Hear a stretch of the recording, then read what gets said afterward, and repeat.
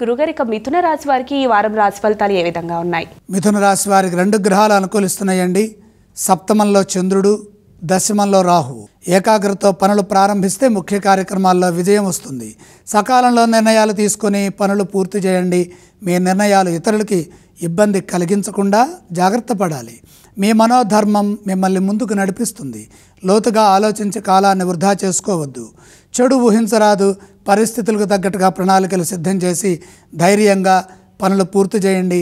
మానసిక ఒత్తిడికి గురి కాకుండా కుటుంబ సభ్యులతో కలిసి నిర్ణయాలు తీసుకోండి. ప్రతి విషయాన్ని చర్చించి ఆ తర్వాత సమిష్టిగా పనిచేయాలి. మొహమాటం పక్కన పెట్టి సాధన చేస్తే విజయం తథ్యం. ఏ పని ముందు చేయాలి, ఏ పని తర్వాత చేయాలి, అలాగే ఏది ముందు చేస్తే నాకు విజయం వస్తుంది అని మీరు భావిస్తారో ఆ పనినే ముందు చేయండి. ఉద్యోగంలో సమస్యలు ఎదురుకాకుండా సున్నితంగా వ్యవహరించండి. వ్యాపారంలో ఒత్తిడి లేకుండా పనిచేస్తే ఆటంకాలు తొలగుతాయి. అపార్థాలకు అవకాశం ఇవ్వవద్దు. అసూయాపరుల నుండి ఎదురయ్యే సమస్యలను బుద్ధిబలంతో పరిష్కరించాలి.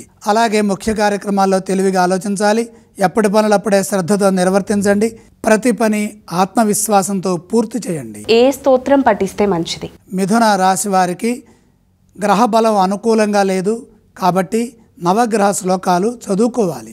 వీరు ఏ ఆలయాన్ని సందర్శిస్తే మంచిదంటారు? గ్రహబలం సహకరించడం కోసమై నవగ్రహ దర్శనం శుభప్రదం. ఎటువంటి దానాలు చేస్తే వీరికి బాగుంటుంది? నవధాన్యాలు నవగ్రహ పాదాల దగ్గర ఉంచి నమస్కారం చేయండి.